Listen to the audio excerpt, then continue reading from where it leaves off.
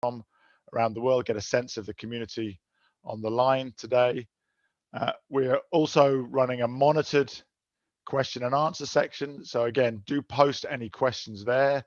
We'll try and answer as many as possible during the session, and we'll keep a record of them to get back to people if we haven't been able to get to them. Secondly, if you do have to drop off early for any reason, today's session is being recorded, and we will post it on the Climate Champions YouTube channel, so you can revisit it or catch up with anything that you've missed there. So that's the housekeeping. But before we get to the main one of the show, and the bit that I'm really interested in, which is to hear from our speakers and the initiatives joining, I just wanted to take a second to go over the birth of the Race to Resilience and how we got to this moment. I think the first thing I'll say is that since becoming a high-level climate action champion just over a year ago and joining Gonzalo, I've been on a very steep learning curve about the importance of resilience and about the great work which many of you are doing around the world to build resilience. I've been really struck that resilience is something that is already being exhibited by many communities exposed to climate risk, but this needs to be a moment of global solidarity where we all come together to further that work. And that one of the big lessons for me, who spent most of my background working on mitigation, is that we need to put resilience on an equal standing with mitigation. And we need to have people and communities and nature at the heart of that focus on resilience. So that's why we launched the Race to Resilience as an equal sibling campaign to the Race to Zero. And the second thing that we decided is that in order to deliver resilience, we have to make sure we're ambitious. We have to make sure we're looking for things which are already working, but which need to be scaled up 10x or 100x. And that's why the Race to Resilience has started with a very ambitious goal. And we believe that ambitious goals can provoke innovation. And that goal is to catalyze action by non-state actors to build the resilience of 4 billion people from groups and communities vulnerable to climate risks by 2030. And one of our main aims is to drive this step change in global ambition on resilience to make that very ambitious goal possible. And that means not just the ambition of non-state actors, but using our work to raise the ambition of states, of countries to do so, which is part of Gonzalo and my mandate. And we also know that for many communities, the vulnerability to climate change is not a future risk, it's something which is now. It's a real and present danger, something they're already living through. And so we have the opportunity and the duty to address those vulnerabilities so that collectively we can be better prepared for future shocks. And that's why we're working closely with the COP26 presidency on their adaptation and resilience campaign and the Adaptation Action Coalition led by the UK and Egypt with Bangladesh, Malawi, St. Lucia and the Netherlands. And that's one of the ways in which we can make this year one of the most monumental, one of the most pivotal for climate action, to deliver the conditions that will make the COP a success this November and that will set us up for this to be the decade of delivery. So we're very excited to have our first round of initiatives coming on board. They're the ones who can deliver on that step change. And my final point is that we know that as more people see what the campaign is doing, they'll want to join the campaign either as new initiatives or to join existing ones or as supporters. So we're working hard to make that process as simple as possible. You can apply through an expression of interest, or you can email us at resilience@climatechampions.team. We'll post that in the chat to see the initiatives already on board and how you can join one of them. You can also see the criteria on our website, and we're setting up an expert peer review process so that in the future we'll be able to go through that transparent process. So this is the only way that Race to Resilience can build the broad tent coalition of resilience initiatives that are driving to scale that is needed to deliver that step change in global ambition and global action on resilience. And with that, let me thank all of you for joining us. And I hand over to my good friend, brother, and fellow high-level champion, Gonzalo Munoz. Gonzalo, over to you. Thank you, my dear friend, and hello, everyone. Really, really excited to be here with all of you. And of course, as Nigel said, thank you all for being today and giving also the energy and the inspiration for this moment. The Race to Resilience is definitely designed to be a broad tent initiative, and today's attendance shows we are on the right track to deliver that. I'm sure I don't need to convince the people attending today of the need for action on resilience, neither the importance of positioning resilience right beside mitigation, and therefore give the same level of attention and importance. It is a challenge which affects every region of the world. That is why I'm so happy to see the diversity of initiatives who are joining the Race to Resilience, from agriculture initiatives to city initiatives, nature-based solution initiatives to extreme heat initiatives, and finance and insurance initiatives. Today we're introducing only a few who have come on board as a partner, but the full lineup of initiatives will be rolling out over April, along with some other big announcements from the climate champions. The last group I mentioned, Finance Initiative, is important because today's action dialogue is serving as a direct bridge into tomorrow's Climate and Development Ministerial meeting, where the focus is on climate finance. So that's extremely important to position the bridge from today up to the ministerial meeting. The message from today will be then placed directly into those talks, which is a great start for a goal of creating more non-state and state collaboration on resilience. We have really taken that as an important role to create that bridge towards the non-state actors for the state members. And in that sense, as Nigel mentioned, we have been in listening mode on resilience. Early this month at the UNFCCC regional roundtables, we heard from speakers from every region, including Latin America, where I'm speaking to you from, on the importance of action and adaptation and resilience. We heard the same stories from frontline communities around the world in the regional and global dialogues Nigel and I participated in last year with members of the Climate Resilience Network of the Marrakesh Partnership. Rural communities, agribusiness, and smallholder farmers are facing increasing challenges from the impacts of climate change, as are people also living in informal settlements all over the world, and many of those informal settlements growing due to the pandemic as well. One important lesson for Nigel and myself was that these communities are taking action, not waiting for help. There's a sense of dignity on being part of the solutions that need to be delivered, and we also see the strength that comes from that energy and determination. We need to support those people in action and recognize the capacity of those peoples as becoming agents of change. That is why Race to Resilience is a campaign for everyone. Yes, we are focusing on listening to local voices, but we cannot end the process there. Listening is not sufficient. We need to actively promote locally led adaptation and put resources behind it. That is why we have called today our first action dialogue. We are here to turn that dialogue into partnership and action to advance and scale the work ahead taking place. In that spirit, I am excited to welcome our first speaker, our dear Hindu Humaru Ibrahim. Hindu, as you may all know, is a brilliant environmental activist and member of Chad's pastoral Mbororo community. Hindu became advocating for Indigenous rights and environmental protecting at age 16, founding the Association for Indigenous Women and Peoples of Chad, to introduce new income revenue activities for women and collaborative tools such as 3D mapping to build sustainable ecosystem management and research, nature-based resources, nature-based resources conflicts. Her vision is to grow support for both traditional knowledge and science to improve resilience to climate change, especially for rural communities, something this campaign stands firmly behind. Hindu, it's an honor to have you with us. We have had you with us since the day one, and not only related to this agenda, we know that you are part of our team and support, but mostly you're one of the lights that shine for us, and we are been learning. When we talk about learning more, we're learning so much about you. So thank you so much for joining for us today to set the tone for action dialogue. Hindu, the floor is yours.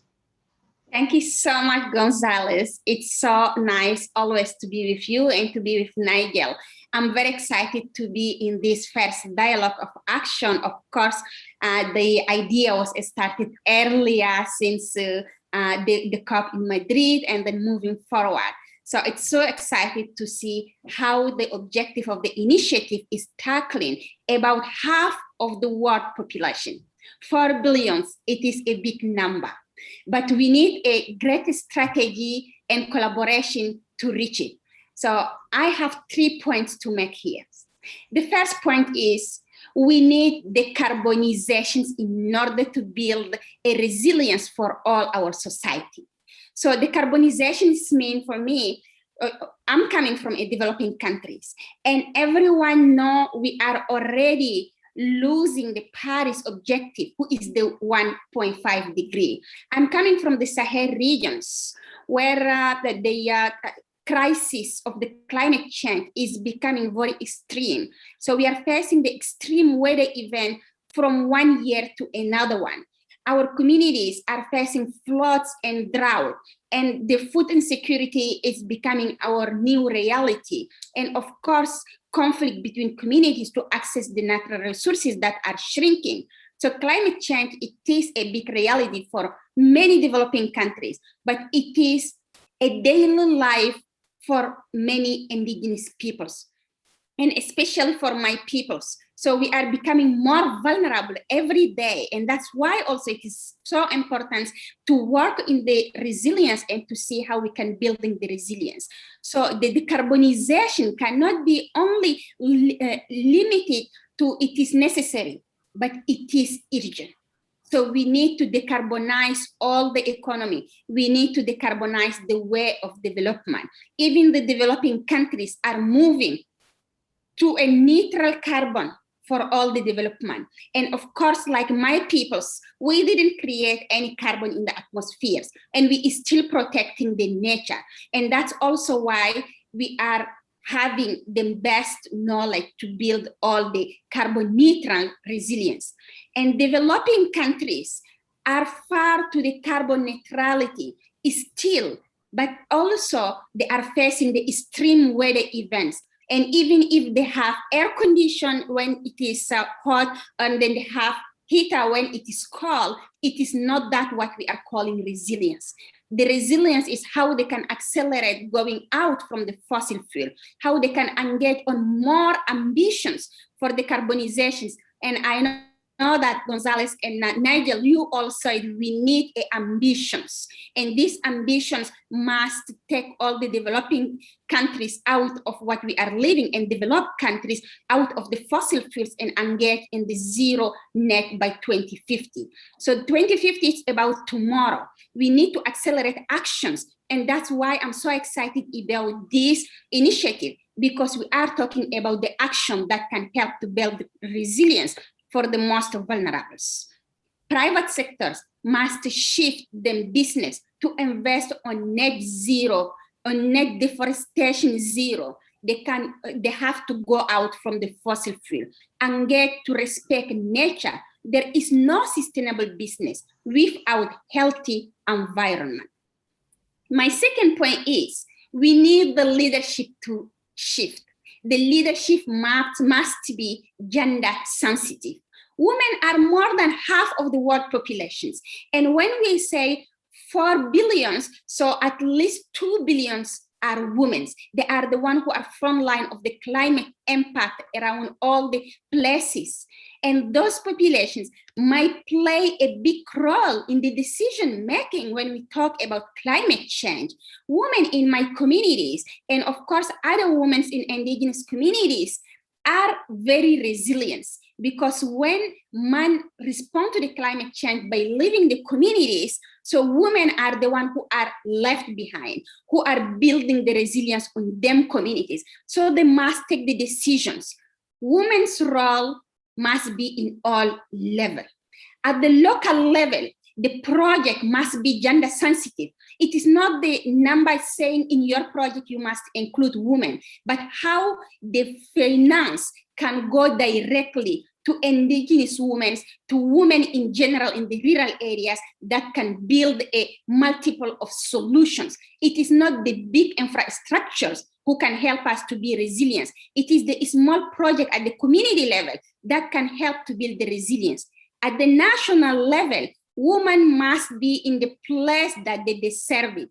It is not about the quota. It is not about the political reason to put like 2 women ministers or 2 women elected. No, it is the role that those women can play at the national level to build a national adaptation plan, to build a national mitigation plan, to give them visions, them views, and the place that they deserve it. At the international level, especially in the climate negotiation, women must be in the leadership role. It is not about counting the number of the women in the room when we are negotiating, but it is how what women say is taken into consideration as giving them the leadership. As I said, give the woman leadership on climate change, and you can see the difference because we're already building the resilience with our own families. So that means we can do it with the entire communities. So that needs to be changed. My third and last point is we have already the model of resilience. Indigenous peoples that live in harmony with the nature forever, who are giving access to all the communities to build them on resilience, are a role model to build a sustainable resilience for us. The communities who do not have access to the water, access to the energy, access to the technology, I'm talking about my own people, but of course, many other indigenous communities around the world, without all those development, we are sustainable, we are resilient. In the Sahel, when you see the communities who do not have anything, but who know how to move from one place to another one to find water and pastures. We're continuing our nomadic life and being semi-nomadic, even if we lost our cattle. So it's helped us to cope and live in harmony with our fragile ecosystem, as well as my brothers and sisters around tropical forests, mountain, glaciers, building the resilience and then the community resilience to protect the environment. This is a big model that we have to learn. Maybe people can call it a nature-based solutions, but for indigenous peoples, it is our way of living. It is based on our traditional knowledge that we know better. We know how to protect it. So when people said indigenous peoples protect 80% of the world biodiversity, it is very easy, but how the rest of the world can learn from us that we are protecting 80% of the world biodiversity, how they are giving us the place, how they can respect our rights, recognize our knowledge, but also give us the leadership to protect better what we have and how we know that. Our private sector, local authority, government, financial sector, ready to commit at least 1 billion from the climate fund to give to the indigenous people solutions to build the resilience of the world, while they are recognized that we are the one who are protecting 80% of the world biodiversity? This is my big cautions of the day. We need to shift to finance, because we all know finance for adaptation cannot be designed by those who create the problem. It must be designed by those who are creating solutions. So we need more access to the finance to build multiple solutions and build our world resilience. The issue, we don't have time, so we must do it now. We must work together as the SDG 17. We have to work in partnership, in transparency, and all together, and we can build the better world for our resilience. I'm looking forward for all the partner initiatives for joining these discussions and looking forward to build the resilience for our work together. Thank you so much, Gonzalez, and thank you, Nigel. Well, thanks so much, Hindu. First of all, let me refer to your support for the Race to Resilient campaign and how much it means to all of us by also bringing your capacity of setting the tone for the type of dialogue that we need in every single aspect, not only around climate, but mostly when it comes to resilience. And these action dialogues are expecting to reflect that the partnership that you were mentioning, but also the campaign moving forward. But also let me stop a little bit on some aspect that you refer. Of course, the last one that you mentioned, the importance of position on those that are bringing the solution in center of finance, but also being two white males running this campaign, Nigel and myself, we acknowledge the importance of that topic that you mentioned of women leadership in the center. I cannot be more agreeing with you in that sense. We need leadership, but also that probably when it comes to the people that are affected by climate change, it's, I would say, much more than that 50% that you refer to. Probably, I mean, we know that women are mostly affected by climate change than men. So we know that that's part of our responsibility, and we're looking forward to see more and more women leading in this road. That is why we wanted to start with your voice, and now we'll hear about Anne-Marie Trevelyan, another woman that is leading in this front. That's not just cosmetic, let's say. This is something that is absolutely related to a message that we need everybody in the world to listen to, the importance of the women voice in the center, but not only the voice, but also, as you said, the leadership. So again, thanks so much. The Race to Resilience will definitely be acknowledging space to share that traditional knowledge and best practices that you are also bringing. And we are definitely deliberately designing the Race to Resilience to be an inclusive campaign which convenes and connects initiatives so we can see more collaboration on resilience and adaptation. We are also taking action to create metrics, a metrics framework which should enable us to transparently assess the impacts of resilience measures. And plus, we have started developing a set of Race to Resilience breakthrough to help deliver the transformation we need to achieve the goal of making those 4 billion people resilient by 2030. We are also ensuring that our initiatives and their members raise their level of ambition for protecting people and nature and expand their membership, recognizing again the acknowledgement that they can carry, the capacity that they have shown doing, as you said, centuries of protecting nature and being resilient with nature. All the initiatives have to publicly pledge their action and report on progress by COP, and the more ambition we have from initiatives taking part in the Race to Resilience, the more we can raise the ambition of states even further ahead of COP. So we expect also that Race to Resilience will be shining a light for the parties to increase their ambition around resilience. In that, we have been very lucky to have support from the UK government as they prepare to host COP. We were joined by the incoming COP president, Alok Sharma, at the Race to Resilience launch in January. And today I'm really fortunate to be able to welcome a true friend of the high-level champion, as I said, a leader for this community and a leader that will allow us to bring more women voice to the center of every aspect related to climate.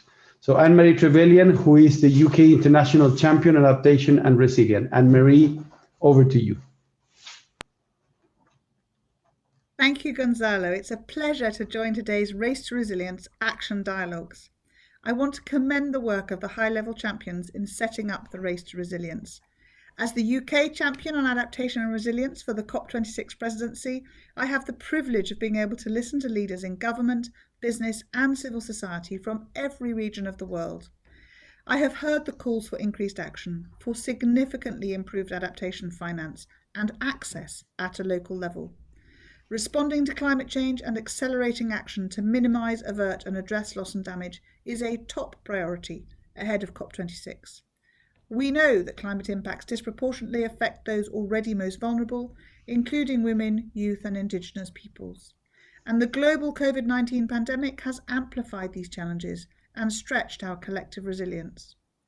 I am therefore delighted to see the Race to Resilience bringing together initiatives covering all aspects, from water to nature-based solutions, to disaster risk reduction, to agriculture, to finance and insurance. These diverse and innovative initiatives will all contribute to reducing vulnerability and strengthening resilience. The Race to Resilience is answering the call for more coordinated action on adaptation and resilience, and in collaboration with the Adaptation Action Coalition, driving forward state-led action, we can scale up efforts to build resilience at local, city and national levels. Systematic action is required across all of society, from working with smallholder farmers to improving urban slum dwellings and enhancing nature-based solutions to alleviate communities' risk to flooding.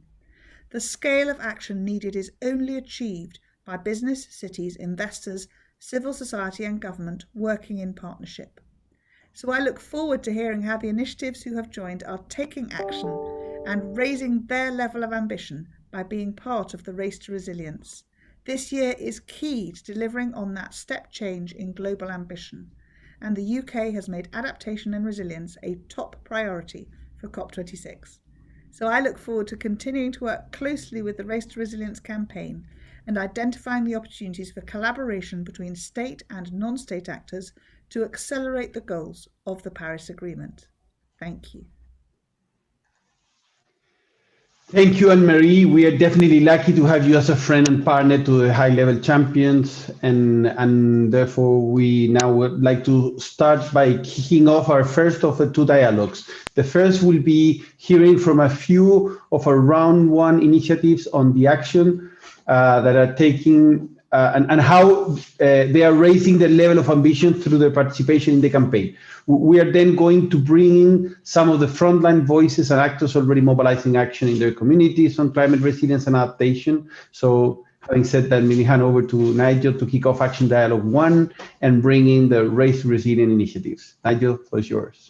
Great, thank you, Gonzalo, and also thank you to Hindu and Anne-Marie. I think that Hindu reminds us that getting mitigation right is the key precursor to reduce the overall burden in terms of resilience. And it's worth reminding everyone that Anne-Marie, as well as her role as the ambassador on adaptation and resilience for the UK government for COP26, is also the Minister for Energy and Clean Growth. So she's working on delivering the net zero part of the challenge that Hinda refers to as well.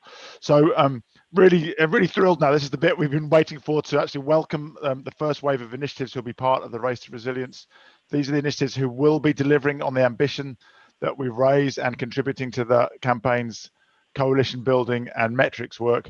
So you can see the names on the screen. Delighted to welcome old friend Jason Morrison. We worked a long time ago when we were launching the work on water disclosure at CDP. So great to have Jason representing the Water Resilience Coalition. He's the CEO of the Water Mandate, and they'll be working to improve people's resilience to the water climate nexus. Then we're going to hear from Sabrina Nagel from Nature-Based Scale for Resilience, who will focus on providing access to nature-based solution finance for smallholder farmers.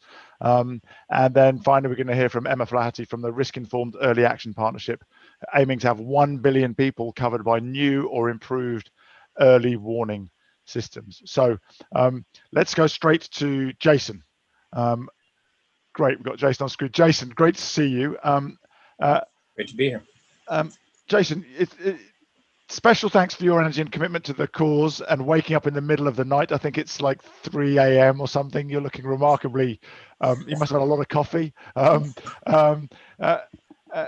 on the west coast of the USA. Tell us a bit about what the Water Resilience Coalition is doing to build resilience in water-stressed areas, and more specifically, say something about the targets that you've committed the coalition to. Yeah, well, thank you for the invitation to be here. We're thrilled to be one of the inaugural partners of Race to Resilience. The Water Resilience Coalition is a consortium of now 19 businesses from around the world in a range of industry sectors. We have food and beverage, apparel, tech, chemicals, and most recently, last week, with Starbucks joining the Water Resilience Coalition, we have our first food retail company. And the way that we are approaching this issue is a collective commitment to work together, and that's the target of the coalition members and our partners, but also individual enterprise level commitments of the companies. And the way that we think of that is through the concept of net positive water impact in water stressed areas where the companies have operations. And we think of net water positive impact as having 3 dimensions: the water quantity piece, the water quality piece, and then accessibility for people as a key global water challenges that we're facing. And so the structure of how this works is that if you have enterprise level commitments that are similar as an umbrella direction of travel, so to speak, then when you have geographies of shared interest, you now have the ability to work together on common issues and do collective action on a place basis. So our commitment when we initially applied to Race to Resilience was to have a positive impact through collective action on water in 30 basins globally, but we have since upped that ambition to 100 basins globally.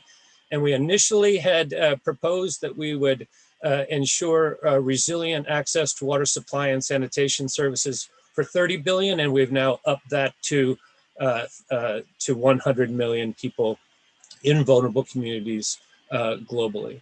So I have a slide that I'd like to show, if I may, that talks about how we think of the dimensions of action on this. And so I'll start in the top left and work my way around. But for businesses, the responsible water management practice has to start with the company's own operations. And so part of the commitment that companies make when they join the coalition is to employ leading practice on water efficiency and reuse. We have many companies now bringing circular water management or circularity to the way that they take on investments in reuse, as well as on-site stormwater capture and other green infrastructure strategies.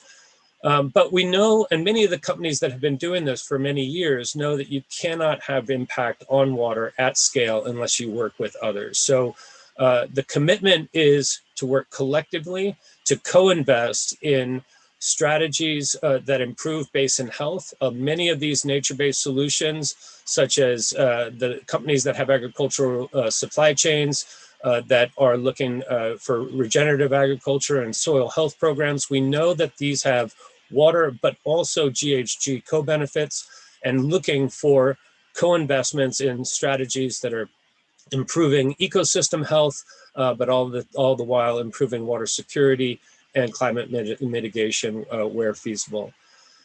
There is a need for leaders in the business community to amplify the message that we need to accelerate action on water and elevate our ambition. And that's a commitment of the CEOs that are members of the coalition to do so throughout the year, annually. And then lastly, the commitment to invest in addressing this global water crisis we have about the inequitable distribution of water. And the fact that we have 2 billion people, 2.2 billion people today that lack access to contamination-free water in their homes when they need it, which is the new standard under SDG 6. And the commitment of the companies is to jointly work with amongst their peers, but also with our partner organizations like water.org and WaterAid to realize access for these vulnerable communities.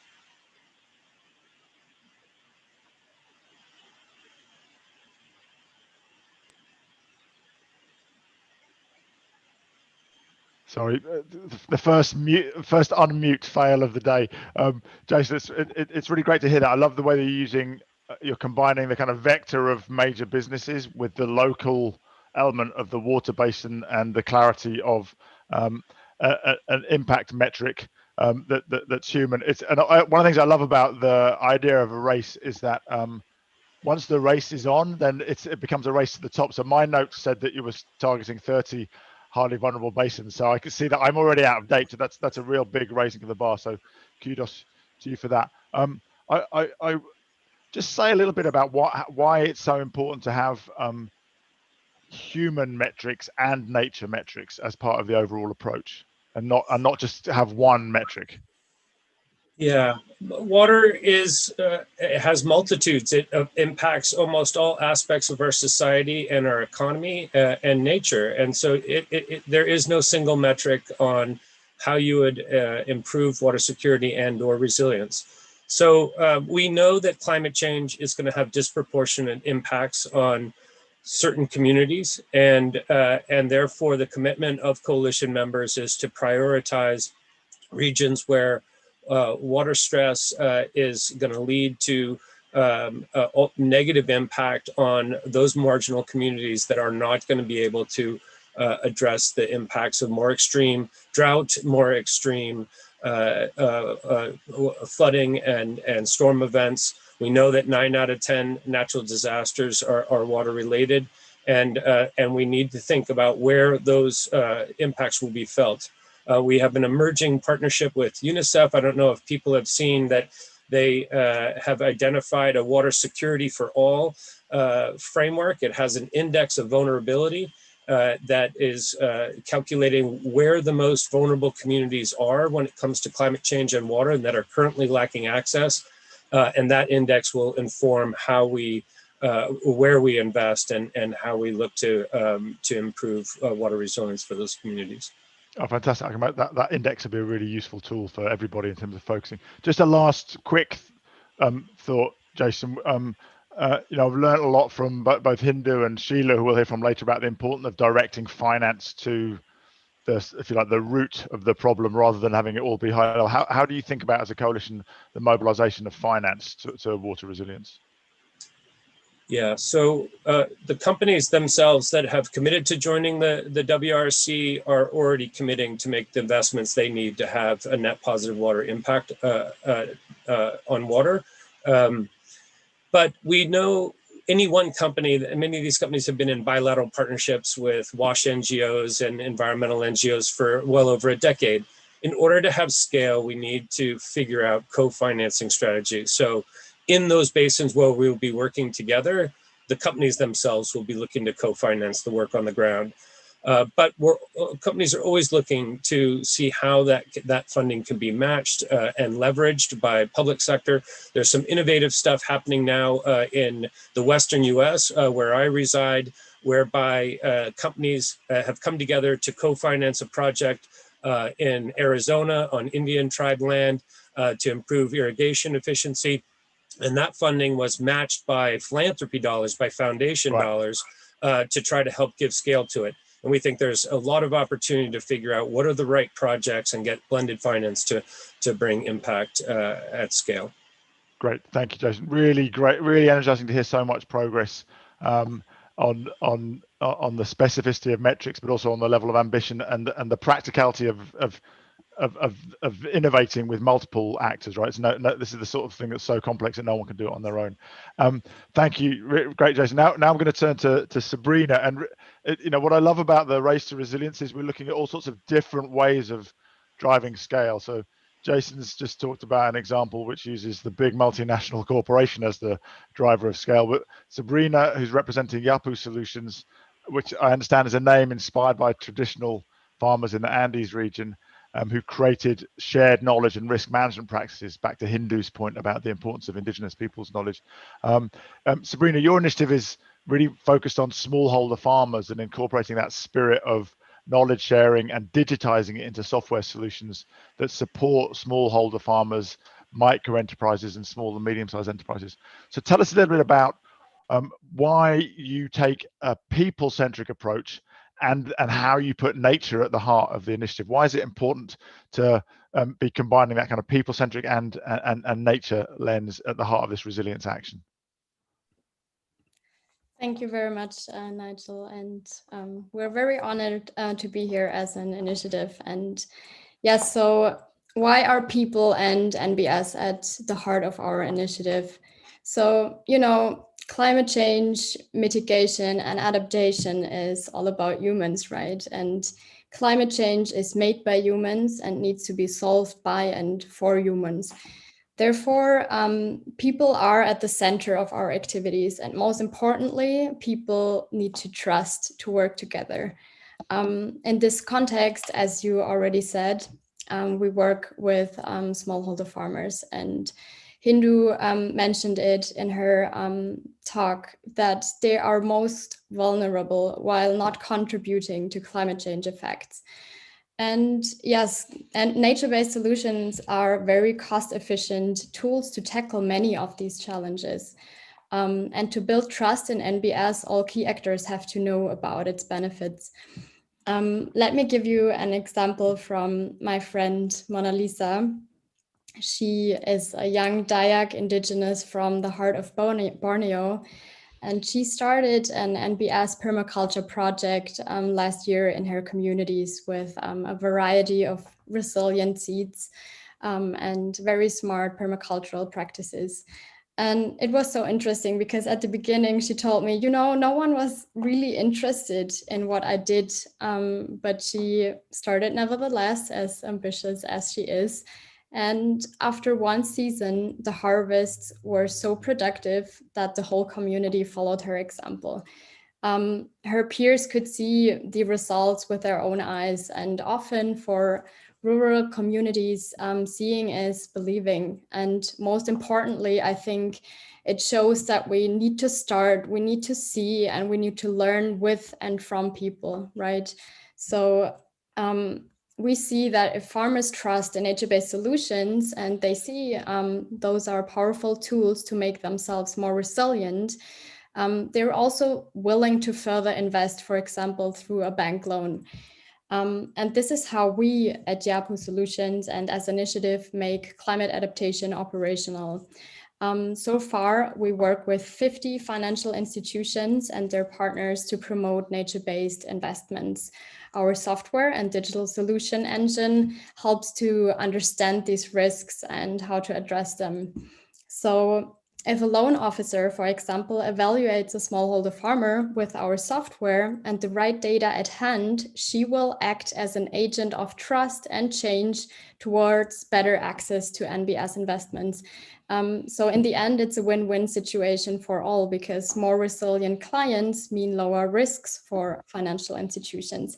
And this is the pathway to leverage NBS finance. And it shows on many levels why it is important to put people and trust in the center of nature-based adaptation. So Sabrina, for me to understand, the software solution is for the smallholder farmer, but also for the financial institution, right? And it's helping the financial institution make a more informed decision about a loan to a smallholder farmer. Is that right? Yes, thank you for following up on that. So we are right now primarily working with financial institutions. Okay. So the software helps to make their processes more efficient. And at the same time, our further software products are focusing on smallholder farmers and recommendation systems for them to be more informed about their risks and feasible NBS solutions for them. Great. Okay, and just for my a naive question from me, to what extent is internet access a key enabling technology then, given that I'm guessing that financial institutions have internet access, but for smallholder farmers, do they have enough internet access? Is that part of the infrastructure that's going to need to enable this kind of solution? This is a really important question, and this is why our approach looks for agents of change who have a high digital literacy, but who are also well connected to smallholder farmers.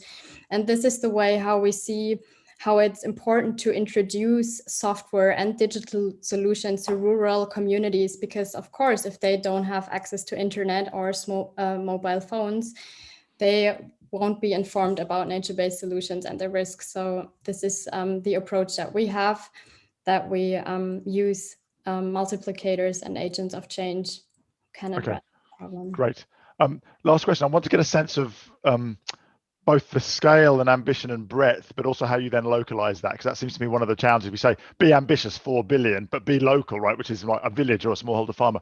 So I know, well, at least in my notes, I'm hoping you can do the same as Jason and up your targets on live. My notes say that your current target is to make 100,000 smallholder farmers more resilient in the 5 target countries. So just give us a sense of which countries you're working in, and how do you make sure that you're listening to local voices and working locally? Yes, so we work in Ecuador, Senegal, Guatemala, Benin, and Rwanda, and in further countries in Latin America and Western Africa. And what you say is really important. We have to find solutions at scale while still listening to local voices, right? So our software builds information from the base. So this is the initial setup that we need. We need the local financial institutions to be connected to us. And this is how we secure, as with our software and our solutions, that we are always connected to local voices. And they themselves, of course, are also connected, again, to smallholder farmers and rural communities on the ground. Great, thanks a bit. I love the way that you're combining, the very latest power of software with the ancient power of relationships, right? Which we can't get away from. So actual relationships on the ground in country, and really look forward to hearing about more about the program as it develops and grows. So thank you so much, Sabrina. Another great example. I'm now going to turn to from nature-based solutions to disaster risk management. Of course, two topics that closely intertwined. And let me turn now to Emma Flaherty, who's with us from the Risk Informed Early Action Partnership. Emma, we deliberately didn't start with disasters because sometimes people think of adaptation resilience as what happens after disasters. But what I love about what you're doing is you're looking at what to do before disaster strikes. So tell us a bit more about how REAP is taking action to build resilience through the early warning action system infrastructure. Yes, thanks for having us. REAP is really happy to be joining the Race to Resilience because the objectives are so aligned with what we are doing. The first thing I would say is that we're not just concerned with disaster risk management. In fact, one of our kind of founding principles is this idea that actually early action and early warning approaches need to be mainstreamed across all of the silos. So across climate change adaptation, across resilience initiatives, and across humanitarian response management, because ultimately what we want is to have as little humanitarian responses as possible. Early warning, as you mentioned at the start, is one of we have very ambitious targets around that. We want 1 billion people covered by improved early warning systems, and we also want increased investment in early warning systems that actually deliver the information that's needed by last mile communities. The so-called last mile should actually be the first mile from the design stage up to the implementation stage.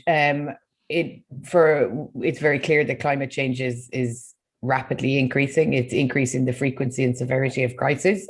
So we really have to scale up our capacity to act on this, and also get smarter about the way that we design and implement systems, because if an early warning system doesn't consistently enable us to take early action, then it's not really doing what it needs to do.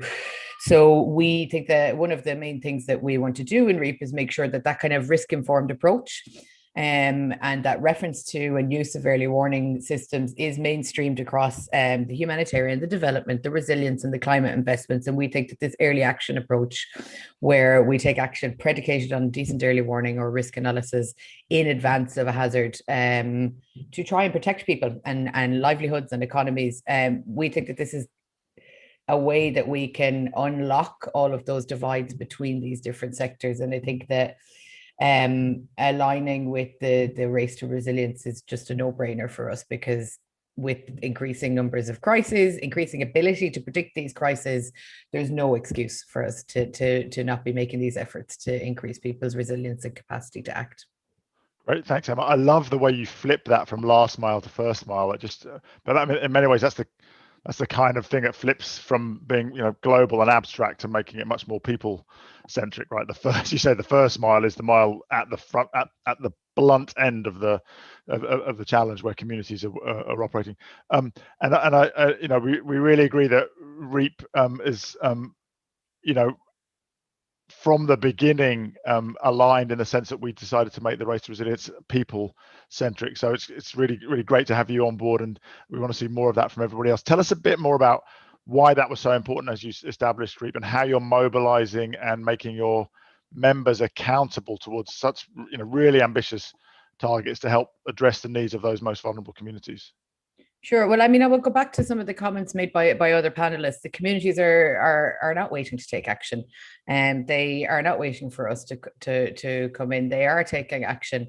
And also the comment from Hindu that communities have been coexisting with nature and with their environment for thousands of years. So people are not waiting for us to tell or provide a solution.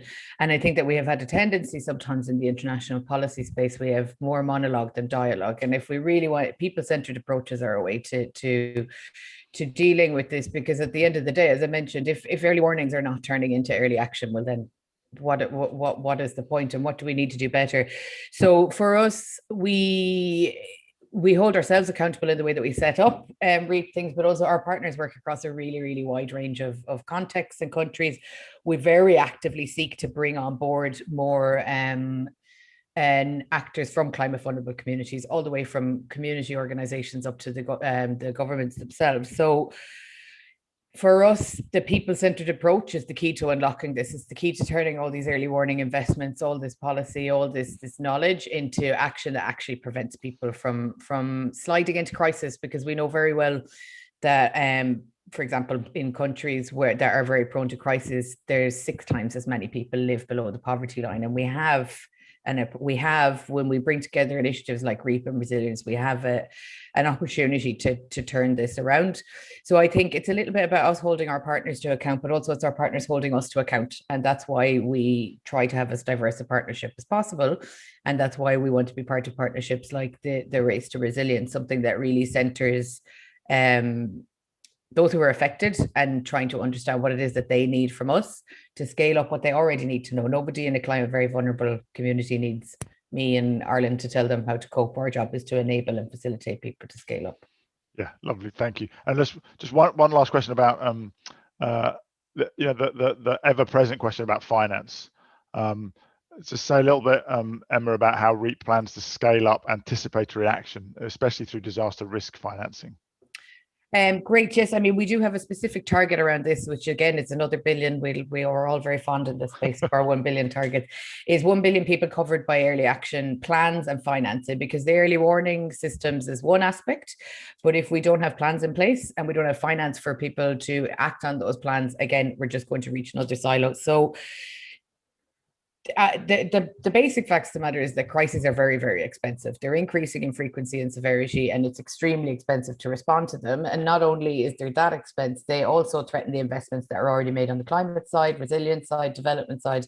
And the fact that we continue to kind of work in these silos around it makes it very difficult for us to protect existing investments and also cover the fairly rapidly increasing needs. And DRF, or disaster risk finance, along with other anticipatory finance mechanisms like pool funds and things like that, offers us an opportunity to be smarter about this, to bridge these gaps between climate development and humanitarian, rather than saying, no, we've got these 3 envelopes, making them work together. And they offer us an opportunity to be smarter, to make smarter investments, and to take more protective action, because if we can see a crisis coming, it's not acceptable for us to wait. And it's not very cost efficient for us to wait as well. Yeah. So DRF is a really, really important way for us to look at that, to look at bridging those gaps and silos. And it's just one of a suite of tools that we'll be hoping to see really embedded as we take early action to scale. Great, thanks. So just to make sure I've understood, you've got 2 times 1 billion targets, like one to make sure that people are covered with early warning systems and one access to disaster risk finance. Is that right? Or are there more? There's even more. We just thought, why not? Let's be real. I mean, the scale of the problem is very, very bit large. So our ambition has to be, so we want to help 50 countries integrate DRR and CCCA, climate change adaptation, into their national framework so they can really take leadership on this. We want 1 billion people covered by early action financing. We want 500 million invested in people-centered or first mile community early warning systems, and we want 1 billion people covered by early warning systems that really enable them to take early action. So just by 2025, no problem, very easy. Great, thank you, Emma. Very much in the spirit of the race metaphor that we have no time to waste, so we really need to get on. So thank you for that. Well, look, this is really exciting now. So already I think we have a much more granular idea of what the Race to Resilience is all about. Thank you so much, Jason, Sabrina, and Emma. I've learned a lot. I mean, I think we see the power of a collective race in encouraging people to be more ambitious. Jason going from 30 river bases to 100 live on air, as far as I can tell. I think also all of you very much putting the local and the human at the center of your work, because those are the communities who are being affected and who have the local knowledge, as you've all described, that is needed for us to have appropriate solutions. I think we've also heard about the crucial role of trust at the center of all of this work, and about the relationship between leading edge technology and Indigenous peoples' knowledge, and the importance of relationships, again back to trust. And finally, I love this idea of flipping from talking about the last mile to talking about the first mile. And I think something that Gonzalo and I heard very much, and I'd like us to really make part of the narrative we have around the Race to Resilience, that communities aren't helplessly waiting as victims. Yes, they need us to act in solidarity, but they're also those who know best what needs to be done. So thank you for illustrating all those points so much. With that, I'm going to wrap up the first action dialogue and hand over to Gonzalo to hear more from some of the frontline community voices who are leading the work being done in the race to resilience. But over to you, Gonzalo. Thank you very much, Nigel. As we've heard at the start of today's session, we are making listening to frontline voices and turning dialogue into action a cornerstone of the Race to Resilient campaign. That's why we need to bring also those voices up front and be able to connect with them. This is a knowledge exchange that has to go both ways, between all regions of the world and also between all actors of the world. And I cannot think of, can think of no one better to kick off this conversation than our dear friend and true champion for vulnerable people, the founder of Slum and Shack Wheelers International, Sheela Patel. I thought, Sheela, that you were having some connection trouble, so that you will be joining without video for your audio to work well. Cool. Fine if you can try. If all of a sudden you're required to turn your camera off, feel free to do so, because it's our biggest privilege to be able to hear you and to receive all of your knowledge. Thank you so much for joining us today and for agreeing to take forward all what we discussed today into the Climate and Development Ministerial tomorrow. So Sheela, we all know you're a great champion for youth voices, and I know there is so much more we can learn from young people, especially women and girls, when it comes to resilience. As you work with cities and communities all around the world, how many of the challenges facing these communities are climate related? You know, we are latecomers into the climate space, but I can attribute every single challenge that poor people face, especially related to right from the time of why they migrated into the city to where they chose to stay, to deal with lack of water, lack of sanitation, lack of transport, cooking with coal, and dealing with internal pollution. I mean, you take each one of these things. You take the lack of access to good quality food. Every single thing has a climate dimension. And so for us, our really big challenge now is to work at ways by which we see climate challenges as foundational to almost everything that poor people face. And therefore to look at institutions like what you and Nigel are doing, to find voice and agency for communities who, like Nigel says, not sitting doing nothing and twiddling their thumbs. They are surviving at tremendous cost to themselves. So the words of resilience sound beautiful to the women I work with, to say, let's get out of this, almost this terrible cycle of survival. And let's do things in advance so that we don't have to do the same thing again and again to survive. We can move ahead. We can transform not only our own lives, but we can heal the planet. You know, it's wonderful to see how women care about not only themselves, but what's happening everywhere else. So I'm really delighted to be part of this network. And I absolutely love the things that all the people who were talking to Nigel said. I resonate with that very much. Well, Sheela, we are as delighted and privileged to have you on board and championing with us. And we know that most of what you are doing are topics that are also unfortunately increasing due to COVID and gaining a lot of more and more importance during these years and months. So how can we ensure states and non-states do more than just listen to vulnerable communities when making decisions on climate finance? I think that the first thing, both you and Nigel keep talking about listening, of collaborating, of having trust. None of this exists in the architecture of finance for development. Most global institutions almost see giving money to the poor as their biggest challenge and liability. And that is because they do not acknowledge, they don't understand, they don't want to accommodate the real risks that poor people face when they faced any form of changed behavior. So my goal is to look at ways by which this amazing financial community that can fiscalize any risk, do the same with the risks that poor people face and put it in the same basket. Then we are all on the same side. We're not fighting with each other. So I think that's what we need to do. We need to change the architecture of designing solutions. Poor people don't need lots of money all the time. They need assured support to explore solutions that will help them leverage it to get other things. After all, international money is not going to solve local problems all the time, but it's going to give recognition, it's going to produce new standards, new frameworks, especially new regulations that will then help the local and the national institutions to also look at poor communities, because that's the problem. 60% of people who live in city informality are even today not recognized by their city and their country. Everybody still expects them to go home. What is home? A village which already cannot feed its present people. So I think that there are many fundamental challenges, and I think finance represents a important starter. You know, it's like a starter for the engine for me.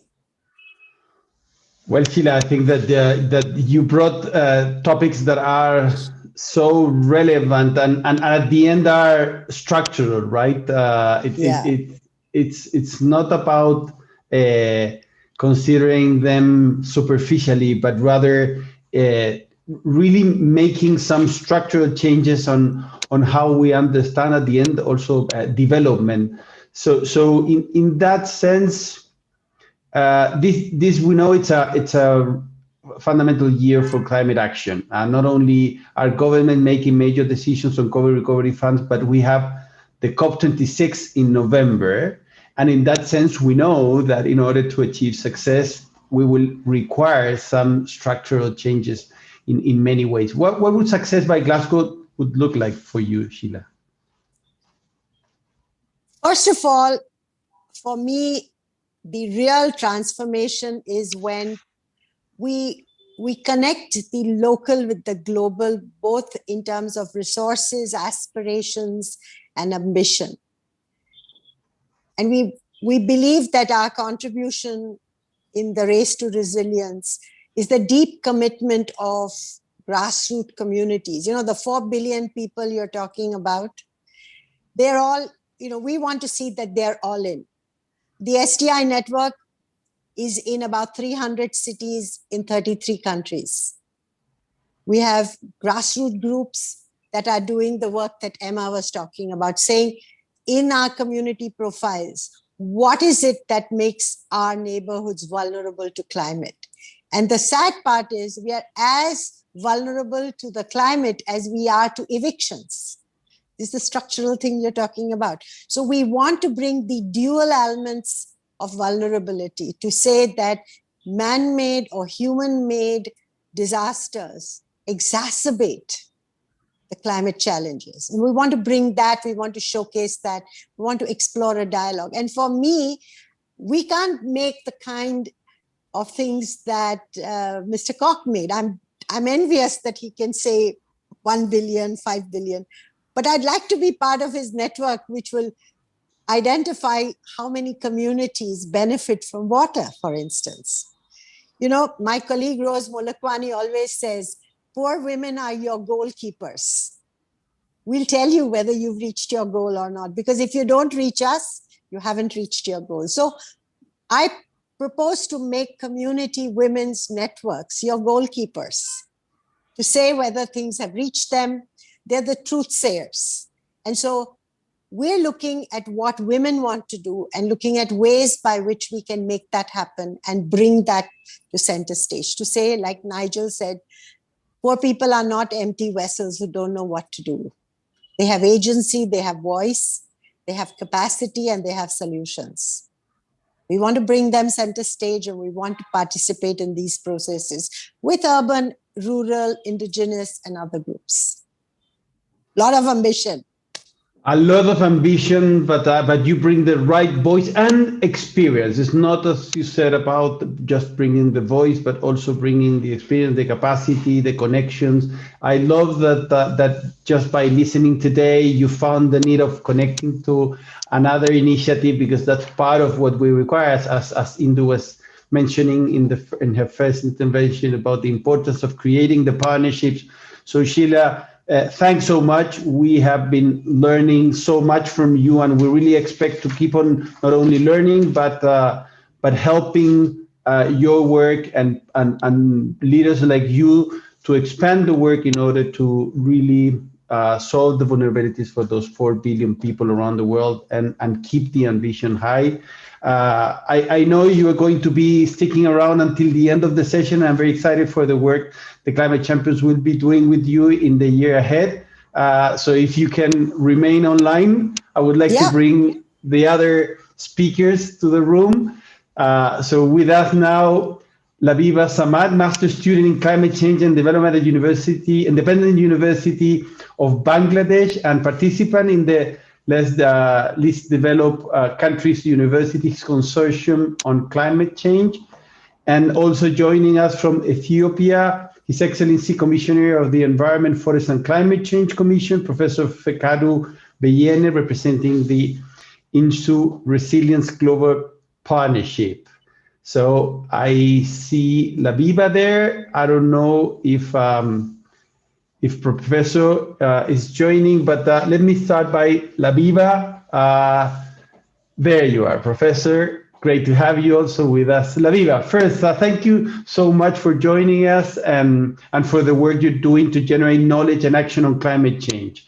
It's brilliant to have also the youth joining with, again, concrete action, not only the enthusiasm and the knowledge, but the impact that you're developing. So you're currently studying at the Independent University of Bangladesh, which together with the International Center for Climate Change and Development manages the Least Developed Countries Universities Consortium on Climate Change. Would you share the university's role in LUCCC and the knowledge support you are providing them that helps them reach people more effectively, and more specifically when it comes to knowledge support to young researchers? Okay. Thank you so much for having me here and for giving me the opportunity to speak. Independent University and ICAD, which stands for International Center for Climate Change and Development, it's managing the LUCC Consortium, which is the Least Development University Consortium for Climate Change and Development. So Independent University is basically, it has a lot of activities. It's doing a lot of activities to promote young researchers and bringing students together to start to take actions towards addressing climate resilience. So IUB basically offers a couple of programs for young researchers. There's the Gobeshona Young Researcher Program at IUB that engages in mentoring young researchers. This is basically a series of 4 workshops that aims to improve the quality of research on climate change in Bangladesh. And it last happened in 2019. It was a year-long program. There's also another program called RISE Youth Mentorship Program, which stands for Rethink and Innovate for a Sustainable Environment. This was an initiative that gave opportunity to learn more about different aspects of climate change. This is basically for students from different universities who are passionate about the environment and who have some prior knowledge about environmental management. And the first year of the program consisted of workshops and training, and the second year of the program consisted of learning visits by students to climate vulnerable hotspots, based on which they also prepared and submitted reports in 2019. And because of the pandemic, this couldn't take place in 2020. Besides these, there are also some regular clubs run by the students at IUB. There is the Green Planet Club under the Department of Environment Science, which started its actions in 2015. Basically, the students run campaigns, they plant trees, and they engage in beautifying the campus, cleaning the city streets under this club. And there's also another club that was established in 2002. So that club basically engages students to run campaigns and day observations, and it's basically led by the youth students of IUB. So these are basically the key activities of IUB. Well, thank you. We know that LUCCC is currently working across universities in 15 countries to build long-term capacity with this aim to expand to 47. Why is the South to South and South to North collaboration so important to drive action on adaptation and resilience? And what are the challenges do you currently see in making communities more resilient? Well, basically, LUCC is supposed to develop its work plan and strategy by 2021.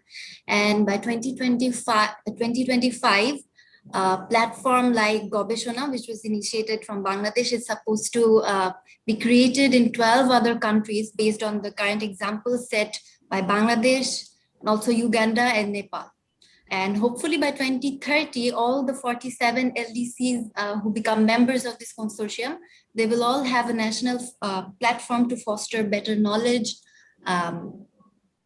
research, and other capacity building on the environment and climate change issues.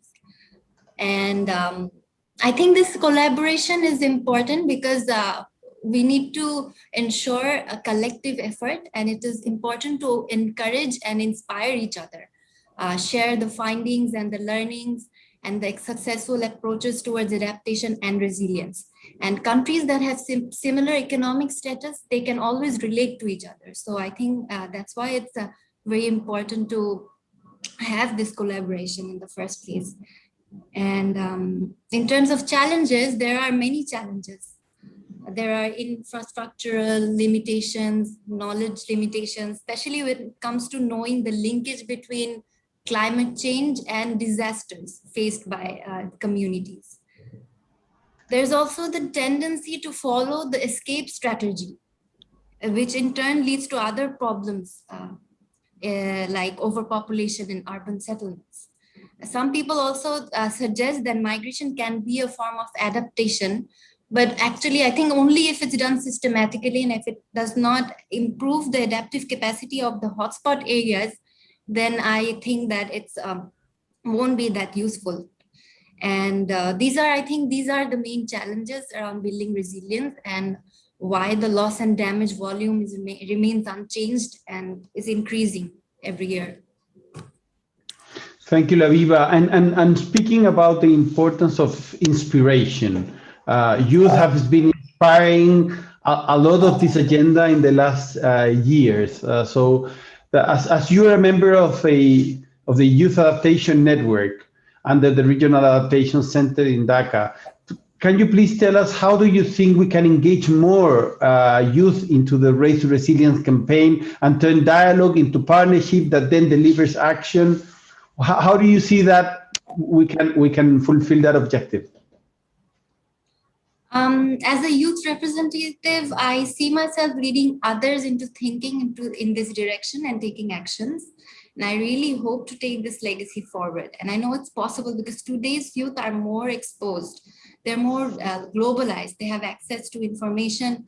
We just need to be more futuristic. I mean, we are more into believing and living in the present. But climate change is not the future anymore. It is the present. So I think it has to be now or never. And to engage more youth, I think we need to give them more space and opportunities to share their own thoughts, ideas, and even come up with their own actions so that they can actually own it more and more. And another thing, I think we need to have more courses, studies related to climate change in universities. And we need to have jobs available after studying in this field. This is something we need to work on. I mean, one thing is to be more aware and responsible, but we need to do something for a living as well. Every corporate needs to assess their impact on the environment, for example, and adaptation and mitigation needs to be a part of the planning process in all government, non-government, private projects, be it construction, manufacturing, transportation, agriculture, water.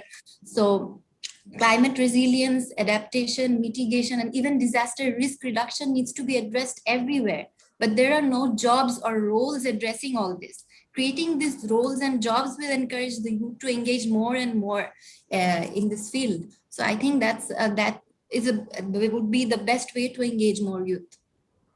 Brilliant. Thanks so much, Lavia Samad. I think that you highlighted some really important topics that hopefully we will be able to incorporate that properly into Race to Resilience. Let me turn now to Professor Fekadu Beyene, who is the Commissioner of the Environment, Forest and Climate Change Commission and a high-level representative of Ethiopia in the high-level consultative group at the Issue Resilience Global Partnership. Professor, thanks so much for joining.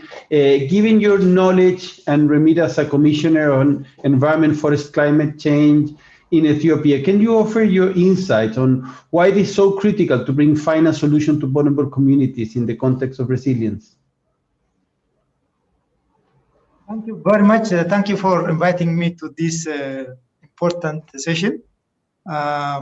Ethiopia takes a proactive approach toward this resilience building. At the policy level, Ethiopia has put in place the famous climate resilient green economy strategy that aspires to build a resilient economy and society by 2030. The strategy has been mainstreamed into the national development plans since 2011, and now it is amongst the 10 major pillars of Ethiopia's 10 years development plan, which runs from 2021 to 2030. We have also set up a national financial mechanism named the CRGE facility that supports the implementation of the strategy and investment plans. It's also the primary vehicle to mobilize and access finance for building resilience and reach out most vulnerable communities. As a member of the Issue Resilience High-Level Consultative Group, Ethiopia is a key representative of V20 countries within the partnership, harnessing cooperation and collaborative action to increase national resilience levels. In line with this, we have been undertaking commendable interventions at the grassroots levels. Allow me to shed light on some cases where Ethiopia has shown extraordinary performance in terms of helping finance resilience for the vulnerable population. The first one is through a flagship program called the Productive Safety Net Program, which was set up as part of a strategy to address a chronic food insecurity. It aims at reducing food insecurity and vulnerability by providing economic opportunities and building resilience to crisis. The Productive Safety Net Program provides cash to people who have predictable food needs in a way that enables them to improve their livelihoods and therefore become more resilient to the effects of shocks in the future. The program is aimed at enabling the rural poor facing chronic food insecurities to resist shocks, create assets, and become food self-sufficient. Similarly, we have launched last year a new project called the Lowland Livelihood Resilience Project with the support of the World Bank.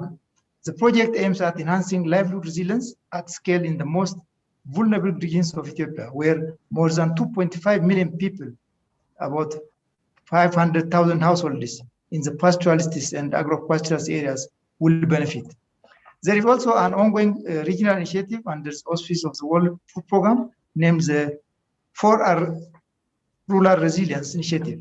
It's launched with the key objective to enable the poorest farmers to access crop insurance by participating in risk reduction activities, thereby enabling vulnerable rural families to increase their food and income securities. As of 2019, R4 reached over 87,000 farm families, about 450,000 people in Ethiopia, Kenya, Malawi, Senegal, Zambia, and Zimbabwe.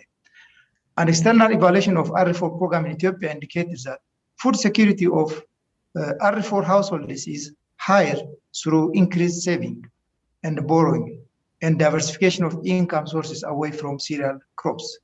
R4 is helping small households, especially female-headed ones, stabilize their access to food in the face of droughts while maintaining their productive assets. However, recurrent droughts may continue to pose challenges for improving agricultural production in the absence of interventions that improve water availability, including irrigation, which calls for collaboration between state and non-state actors and the coordination of efforts, taking into account local context, challenges, capabilities, resources, and actors. I thank you. Thank you so much, Professor. Let me ask you a following question regarding how can we ensure that Race to Resilience, through its member initiatives and supporters, bringing in those local voices you referred to, for instance, the smallholder farmers you mentioned, to ensure that all of our collective actions are informed by local context-specific needs and realities? Thank you very much. Yeah, the Ensure Resilience Global Partnership has put forward the Vision 2025 as an actionable contribution to Race to Resilience, which rallies partners for scale-up of action. Ensure Resilience is working toward the goal of 500 million people covered by predictable climate and disaster risk financing and insurance solutions by 2025, gathering additional and diverse actors behind Vision 2025 will contribute to Race to Resilience's target of building the resilience of 4 billion vulnerable people by 2030. Proper principles and insurance declaration of gender is the key. The Ensure Resilience Global Partnership seeks to make an actionable and transformative contribution to the global resilience and adaptation agenda with a distinct proper focus and particular emphasis on the integration of women and the girls within climate disaster risk finance and insurance. The partnership will also launch the Ensure Resilience Center of Excellence on Gender Smart Solution at COP26 to drive forward gender equality within climate disaster risk finance and insurance. Launch of the Evidence Roadmap. Ensure Resilience has this year launched the Evidence Roadmap focusing on action and impact to advance research on the long-term resilience benefits of risk finance and insurance for poor and vulnerable people. I thank you. Thanks so much, Professor Bellene. We're running out of time, but all of your insights were absolutely valuable for the audience and for today's session. I would just like to now invite Sheela Patel to come back to there you are. Thank you, Sheela, for joining again. So let me give you the final word for this session there, Sheela. We have heard from different sectors and perspectives in these two panels. What are your key takeaways, and why do you think it is key for Race to Resilience to create human metrics to drive ambition and resilience action forward? That's a big mouthful. No, I think that what you have brought together in this process is an amazing, humble but powerful combination that people are at the center of transformation. That ambition has no value if it does not touch the very critical elements, the most critical vulnerabilities and the most difficult places to reach where people are concerned. And for me, what you have done, even with the 6 of us, you've brought people who would otherwise not speak to each other in the same race. And our goal now is to look at how we can support and amplify each other's processes and bring more people in. And I think that especially the work of the least developed countries and the network of universities is very critical, because unless that knowledge is embedded in the educational system of the global South, which is based on the reality of a post-colonial world, this is not going to be sustainable. You can't have people flying from the north to do little projects. So you're also helping everybody to move out of this project framework, 2 years, 3 years project. We're talking about a race that has to have no limits. It morphs into different things. And that's the other thing which I feel we have to talk about. You don't do one thing at a time. You do many things when you touch one thing.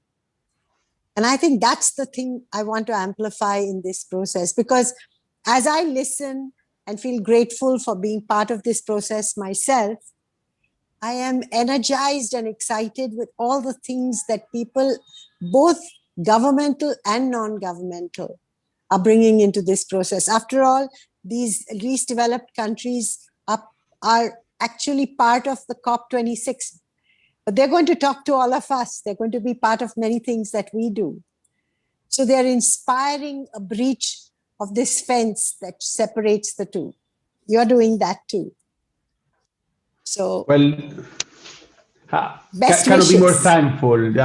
Best wishes to all of us. Thank you again, not only for being part of it, but also thank you for inspiring us and being part of this journey. I think that you mentioned an element that I'll keep in mind as important as it is that La Viva brought, right? It's about the information that university can provide that then must be then implemented through jobs in the south, jobs in the places where this is mostly required, and then that will allow us to bring the youth to the Race to Resilience. So thank you again, Sheela, for taking what we have heard today into the Climate and Development Ministerial meeting tomorrow. We could not ask for a better spokesperson for us as a resilience community.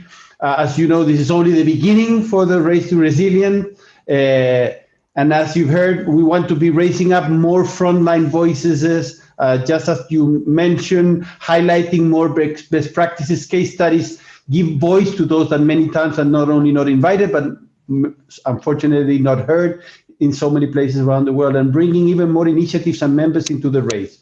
So I hope you will help us by not only spreading the word around Race to Resilience, but mostly not only keep involved, but also helping us bring more and more initiatives into the Race to Zero. We invite everybody that has joined today to follow our website and help us to follow our goal to cover those 4 billion people in the Race to Resilience. We will be announcing the progress during the following month. Today, there are 21 initiatives with 1,400 organizations involved. We want this to be a truly broad tent and be a point of connection for everyone working on resilience. If we choose to act together now, we can ensure that all our community, especially the most vulnerable, don't just survive climate shocks and stresses, but thrive in spite of them.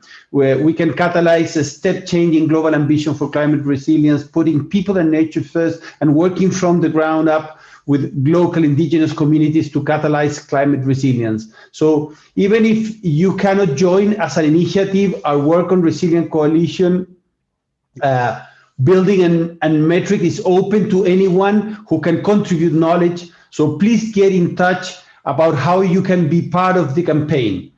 It is going to be a busy year ahead for the Race to Resilience. We will be announcing more initiatives joining throughout April and taking part in a number of major climate moments on the road to COP, where we want resilience and adaptation to be at the heart of the agenda. Nigel, would love if you can give the final words, just a short phrase by, of course, thanking the people that have joined, but mostly thanking all of those that are mobilizing resilience around the world and helping this agenda to positively impact billions of people around the world. I just want to add my voice to yours, Gonzalo. It's been fantastic. I'm really energized. I've been waiting for this moment so we get granular. And I love Sheila's idea of poor women being the scorekeepers. And so we'll follow up with that, Sheela. Thank you, everybody. Brilliant. Thank you, everyone who has taken part of today's Action Delegates and the Resilience team who have organized this. Thank you very much.